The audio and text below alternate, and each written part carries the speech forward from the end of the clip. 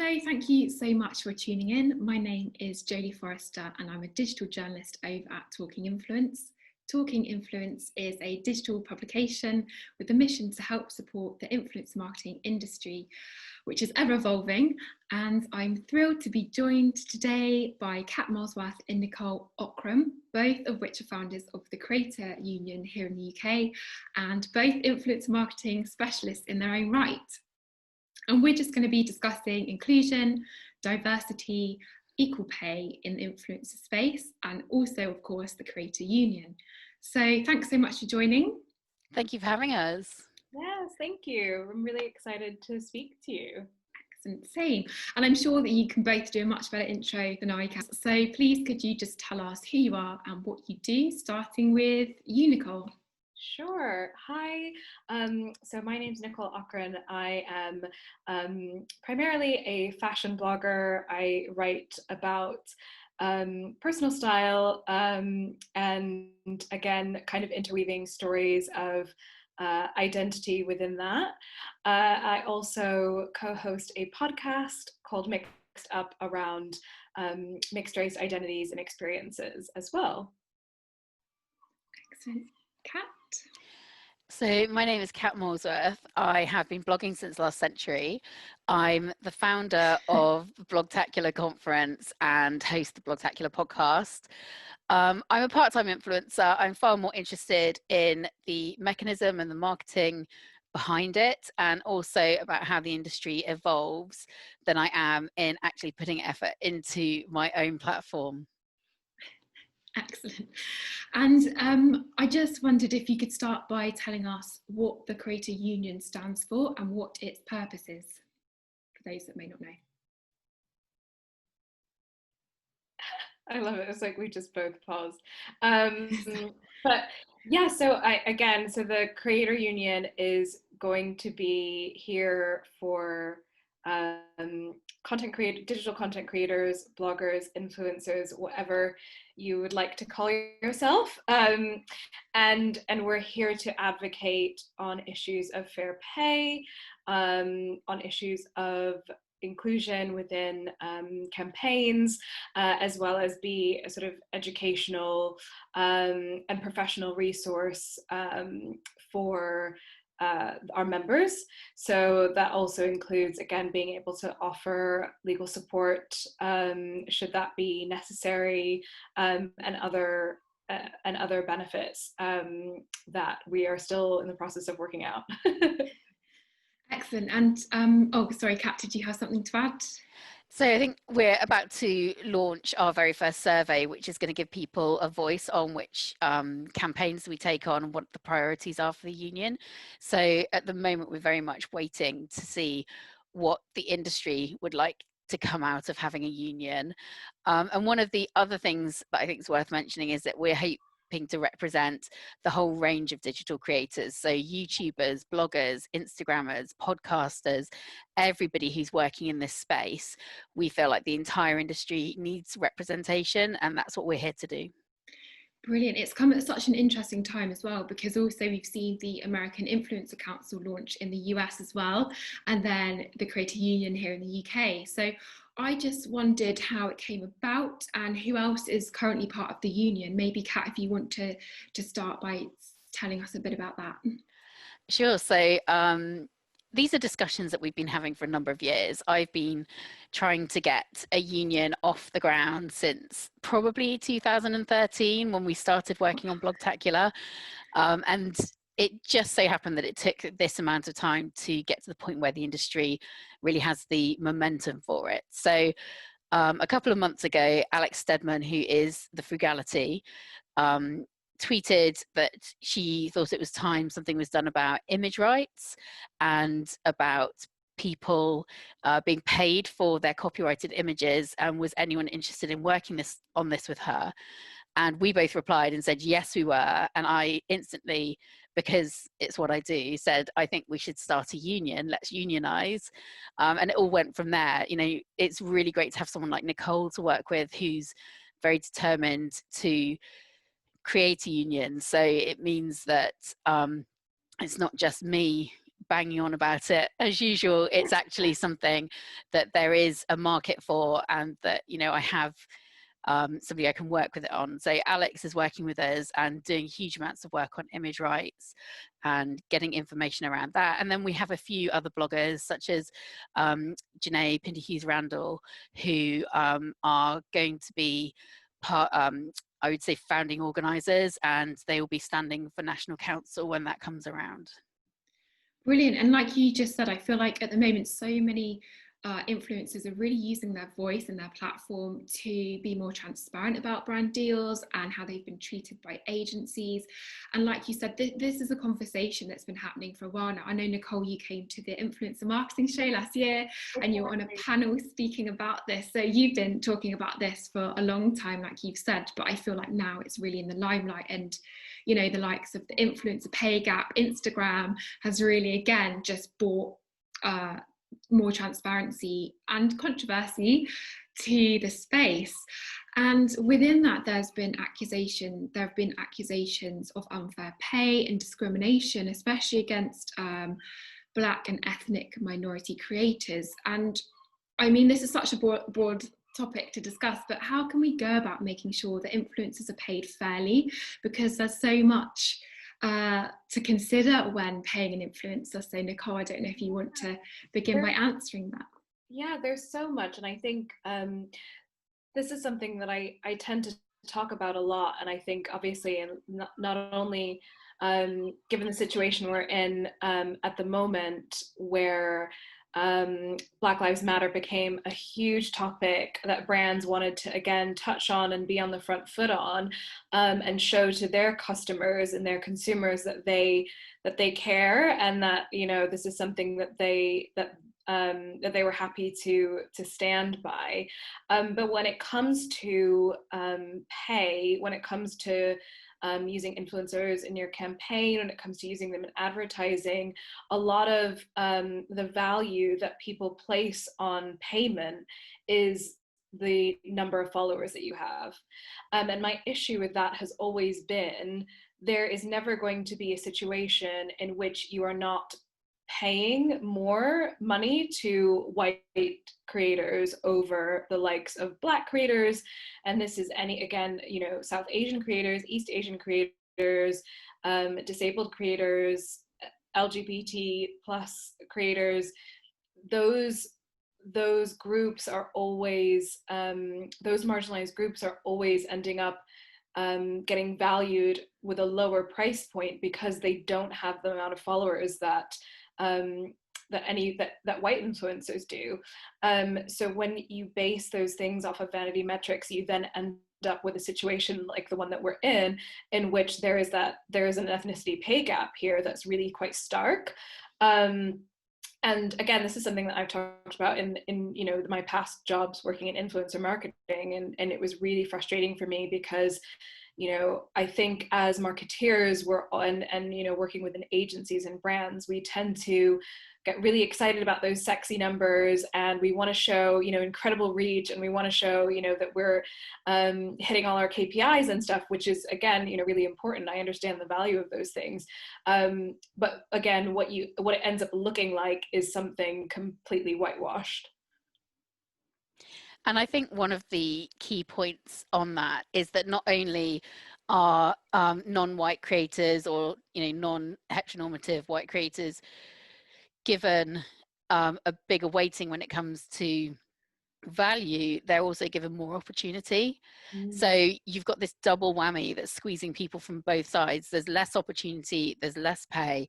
Often you'll find that these brands who really want to show that they do believe Black Lives Matter, and I'm sure, you know, they were all genuine when they put up their black squares and said these things, you look at their campaigns and there's maybe one non-white person on there, and the rest of the people are very slim, very conventionally attractive, able-bodied influencers. And this is something that we've been trying to change for years. You know, we've talked about it at my conference, Blogtacular. We've talked about influencing for change. But the fact is that as individual voices, we can't make that influence at an industry-wide level. Systematic discrimination needs a systematic response. And that's one of the reasons we're setting up a union. Brilliant, thank you for that wonderful explanation. And so what ways can we start as an industry then to help tackle diversity and inclusion? Kat or Nicole? So I think one of the most simple ways that people can tackle it, if you're looking at a brand level, at a campaign level, is putting in place different pay bands depending on whether you're a white influencer or not. 100,000 followers for a white influencer with an engagement of 3% should be equal to 50,000 followers with an engagement of 6%, for example. That's not necessarily what you should definitely set it at. But I do think that banding and giving more weighting to non-white creators is one way to start looking at fair pay. Then I think, you have to look at those really traditional targets where you're targeting yourself to increase the percentage over a certain level. So you say, if there are 5 people in the room, that 40% of them should not be white and able-bodied, that your campaign, even if it's small, should be representative, and you start to think about how you broaden what you're doing. I think that brands could be following non-white creators more. I know that recently, after the George Floyd murder and with the resurgence of Black Lives Matter, a message that's been in the public space for over 7 years now, and suddenly people want to listen again. A lot of brands and a lot of people suddenly discovered that you, for example, have Black people on Instagram that you could follow, and that wasn't happening before. So you saw people gain thousands and thousands of followers, and it was almost an acknowledgement that people were not seeking out non-white people to follow. And I say non-white, it's an easy way to term it. I don't like necessarily to paint people as BAME, but we're talking about Black creators, East Asian, South Asian, Middle Eastern, and as Nicole said, disabled creators, LGBT creators, people who are not given the easy ride of a slim white woman in a bikini on Instagram, for example. Yeah, totally. And Nicole, did you have anything to add to that? I mean, yeah, I absolutely agree, and I think like Kat was saying before, obviously this is a systemic problem. So it's not something that solely lives, in the influencer marketing space. It's not something that solely lives in advertising in general. It's a part. We're just a microcosm of the wider world in which we live. So it takes a lot of active change, and like Kat was saying again about, there was a huge resurgence, there was a huge surge of people, just being like, oh yeah, you're absolutely right, I don't follow any Black creators on Instagram, for example, and it becomes this thing where you feel like, okay, I've done my bit now, I'm following them, so I know that they exist and I know that they're here. But really, I think, within an agency level, within a brand level, it's more about what does it mean to you to be working with those people and what that looks like. Because it's all well and good to be following people, but what are you going to do about hiring them? What are you going to do about wanting to speak to their audiences? Because again, those things have real value, and it's a long road for us, I think, to get people into the mindset of understanding how valuable, Black creators are, again, all of the other marginalized groups, because they have a way of speaking to their audience with authenticity that a lot of people might not have, which is why so many of us flock to the space in the first place. Like, it's basically like a coming back home, in a sense of, this is why we came online, because we didn't really have anywhere else to go before.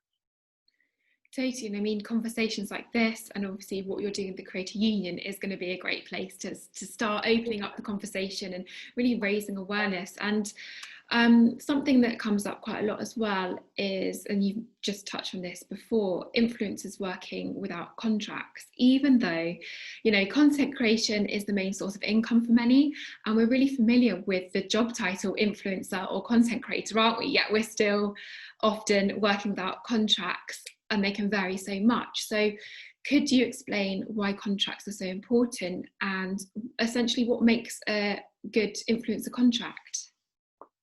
Kat, do you want to kick off? I think Nicole should take this on first. I mean, this is one of Great. her areas of expertise. Go for it. Sure. Yeah, of course. I mean, yeah, absolutely. Contracts are really important, again, as a protection on both sides. And it's something that, you know, Kat and I have spoken about this many times. We see influencers working without contracts a lot of the time because, again, you know, 10 years ago, this was a space in which you could just email someone, you could message them and say you're going to send them something, and like that was kind of the end of it. But it's evolved so much from that now, and we need to be kind of catching up to that. Unfortunately, there are so many of us, again, who have been, you know, working brand side or have been working agency side. So we know, we've read our contracts, we know what those things mean, we know what we're asking people for when it comes to image rights, we know we're asking people, we know what it means when we're asking people for exclusivity and all of these other things that people who are on the other side of that, other influencers and content creators who have never seen those things before, or these things are completely new to them, there's nowhere for them to go, you know, apart from the incredible world of Google, to find out what these things mean and not only that, but what that looks like for them, and their paychecks, essentially, you know. And contracts, again, are a way for them to ensure that, you know, they know exactly what they're doing brief wise, they know exactly what the brand is expecting from them, and again, the same, it's a way for them as well to not be taken advantage of, because it's happened to me many times in which, you know, I think I'm doing, you know, a really simple campaign in which I'm just posting an image on Instagram, and then all of a sudden it turns into a Facebook ad, and it turns into a YouTube ad, and it turns into something else, and that's just not fair. Again, it's not this content that is owned by me, for example, isn't something that then gets to be taken and manipulated and turned into, again, more advertising and more profit for a brand. So yeah, hopefully that answers some of your question. I speak to so many different influencers who don't understand what they're being asked of in a job. Yeah. When a brand pays to be featured in their feed and that's what they're agreeing to, and then suddenly the brand wants to take their images and put them into their feed or to use them in a catalogue or on their website, and there's no agreement on license or usage there, you know, that's a really bad practice that we hope to end with contracts. We also hope to end the super last minute element of the industry. Like, I cannot remember the last time I was given more than a month's notice of a campaign. It's always, we need this up next week, can you do this week?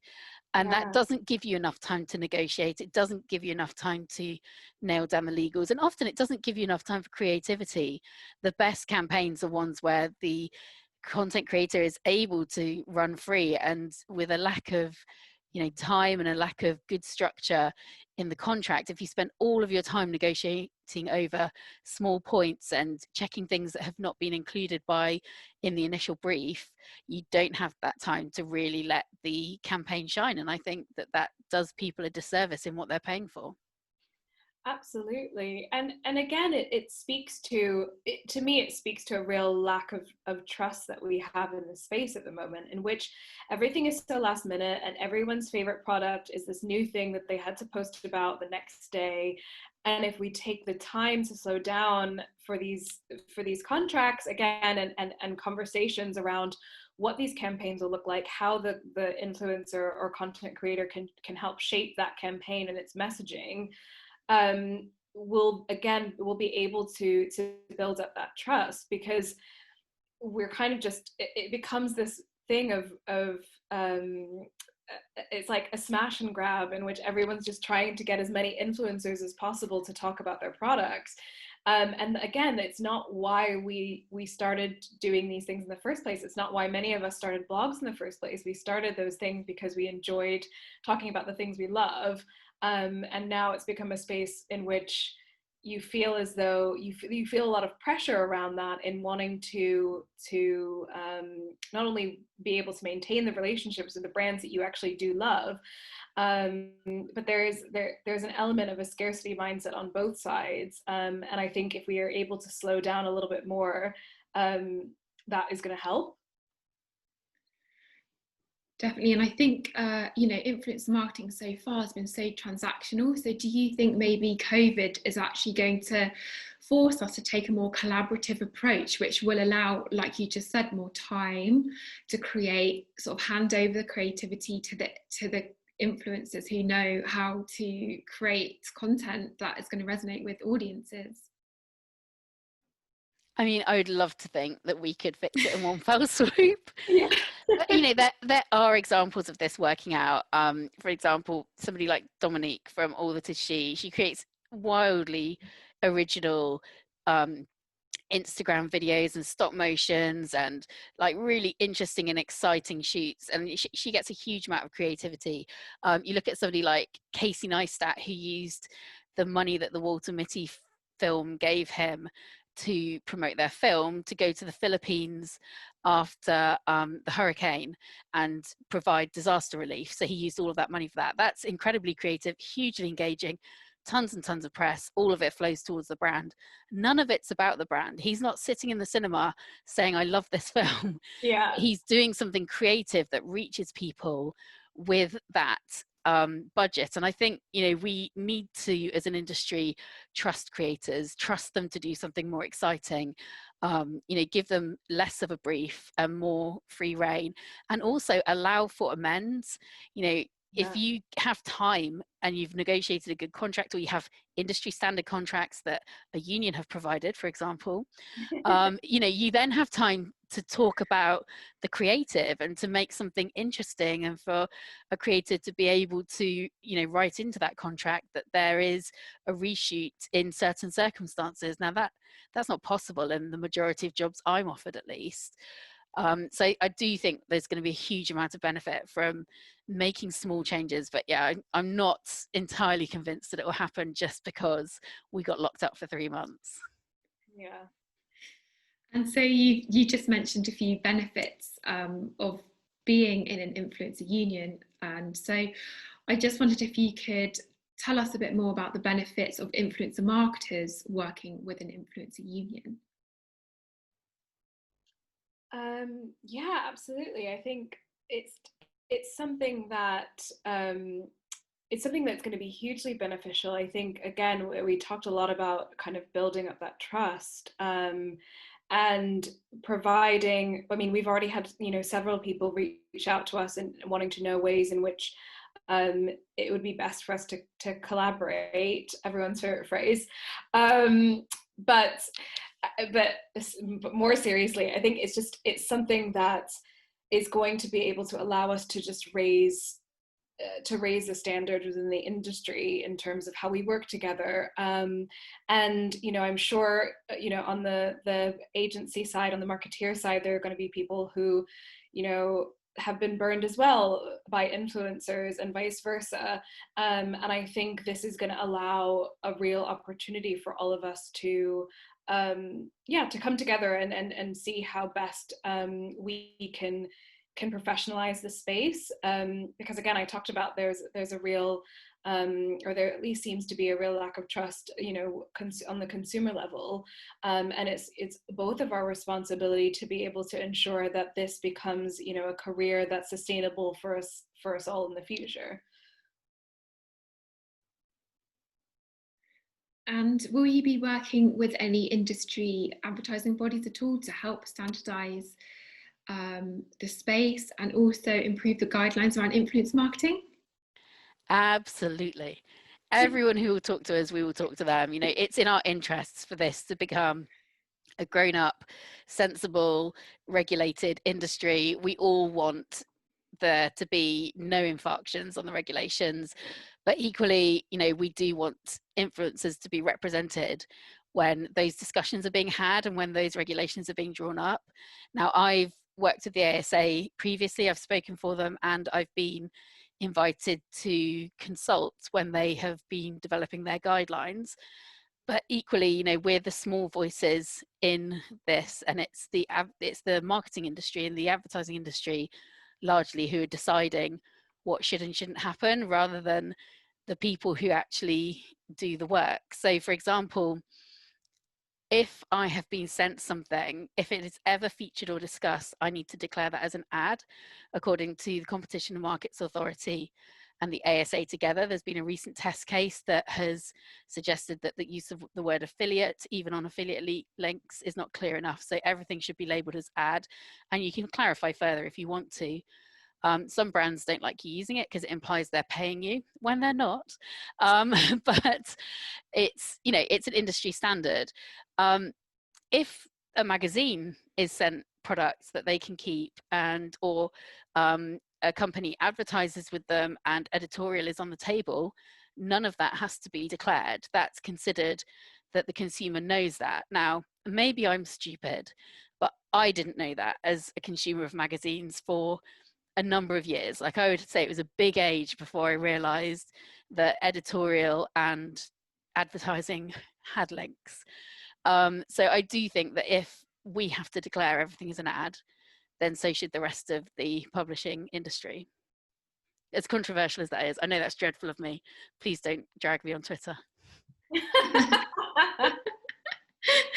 And so what ways, I guess, are you going to help support industry professionals in this area? Because I feel like there are guidelines and everything, but also it's up to the brands as well as the influencers to both be aware of the current guidelines. So are you, what kind of ways are you going to help? Kat, do you want to take this one? Well, you know, I love talking about the ASA. So yes, I think what we'll do is, in the same way that if you set up any small business in your local area, you'd be able to go to government websites and find all of the information necessary to carry out your business lawfully. I think that this industry completely lacks that. You know, I can't go on my council website and learn about being an influencer, but I could go on my council website and learn about running a food business. So there's a lack of recognition at a government level. So I think for us as an industry to have our own industry body, the Creator Union is going to be able to provide that simple single point of contact. We won't gatekeep that for members only. That kind of information is going to be available for everyone, because it benefits us all as an industry to be educated and to be operating lawfully. You know, there's huge amounts of grey areas in people's minds around what is taxable and what is not. There are no grey areas in the law on what is taxable and what is not. So that's the kind of thing that we really want to work on, is, you know, legal practice, proper accounting, and then making sure that people have the resources that they need to set up in this industry and operate legally. And equally, you know, for brands and for agencies, what we want to do is run training and accreditation so that people can look to a company and say, actually, they're TCU accredited, which means I will get X, Y, and Z benefit. So that might be I will get certain contract conditions, or I will be paid at a certain level in the same kind of way that you would get an equity minimum or an NUG price for an article. I think the TCU can really make some big strides there, and I think that that can help build trust on both sides, because it's going to be a mark of quality. Yeah. Great. Sounds like you've got your work cut out. So there's lots of things there that we've discussed that we hope to push forward in the industry. And this is a very broad question, but what do you hope influence marketing will look like in 5 years' time, starting with you, Nicole? Yeah, absolutely. I mean, for me, it's just, again, it's like nobody taught me, you know, anything to do with this space. So I would just want to be able to kind of see this evolve. And there have been so many creators that I've looked up to over the years. I mean, yeah, again, like I've been online since the like MySpace and like LiveJournal days. So watching people like, oh my gosh, I don't even know, like Charlie is so cool, like, and like those, I'm really showing my age right now, but they're on TikTok, so if you need that recreated, you can go and see it. Yay. Okay. I need to go and find that. Way off topic, but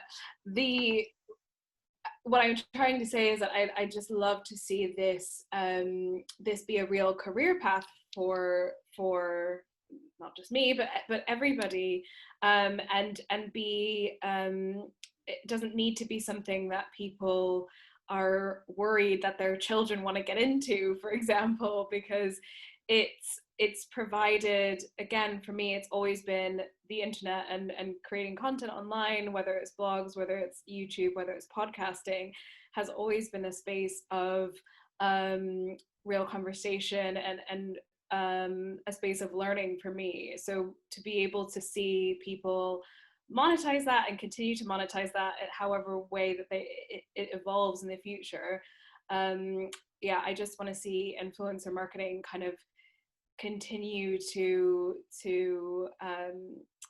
be the, I don't know, to be a space in which people have the opportunity to do that, and do that sustainably. I agree. I want to stop hearing people say, oh my God, my child wants to be a YouTuber. How do I stop them? And, you know, to be fair, currently, if somebody wants to go into being a YouTuber, there's no clear career path. There's no progression. People used to roll their eyes at children who said they wanted to be footballers. And that's a really respected profession now. And you know, the Footballers Union works really hard to create career paths for people coming out of football. And I think that's really important. And I think for us as influencers, having to find career paths and having areas that you can go to where you're working in the space, but your job is not to be a billboard. I know Nicole loves to use that analogy. It's just, you know, sometimes the only way that we can earn money is by physically advertising product on the internet. But I don't think that should be the only thing that you can do in your career to earn money. And I think we need to work on developing revenue streams in the industry. We need to work on developing mentoring and, you know, allowing people to progress further than the point where all of their work is on the grid or all of it is on YouTube, for example. You know, those paths to a larger and wider career need to be supported. So I would love to see that come in. And, you know, the prediction is by 2024, so in 4 years' time, we're going to grow from a global industry worth 5.5 billion to one worth over 22 billion. So I would like to see that money at the influencer level, not just being made by marketeers, because influencers can have a huge effect. A brand once told me that a single tweet from a prominent UK YouTuber put £40,000 on their bottom line for one day. That's not an insignificant talent. That wasn't a paid tweet, that was an organic tweet, but it made such a huge difference. You know, people have an amazing amount of influence, and I think where I would like to see that influence exercised is in professionalizing the industry, in supporting inclusion, narrowing that ethnicity pay gap so it disappears, and, you know, creating something that we can build upon and that you could go to a careers fair and actually present to the next generation. That all sounds fantastic, and hopefully, you know, publications like us and yourselves with the Creator Union are just going to help make that come true, let's hope. And so lastly, what can we expect from you in the coming months, and how can people get involved if they want to? Where can they find you online? Kat, if you want to tell us. So our website is thecreatorunion.com. It is there. It currently has a link to our mailing list, which we would love people to sign up to. The mailing list is how we're going to send out all of our information initially. We're about to launch a survey for creators and for influencers to find out what you would like the Creator Union to do. So if you're interested in joining a union and you'd like to have a say in what this union does and what it represents, what the priorities are, we're asking questions about how much you would want to pay for it. So if you want to influence any of that, jump on our mailing list, get the survey, fill it in, because all of that's really important in founding the union. And that's what you're going to see come in the next few months, is we are going to formalise our laws, as they're called. We're going to decide on what our priorities are initially, and we're going to formalise the union into a legal entity, at which point we can invite people to join.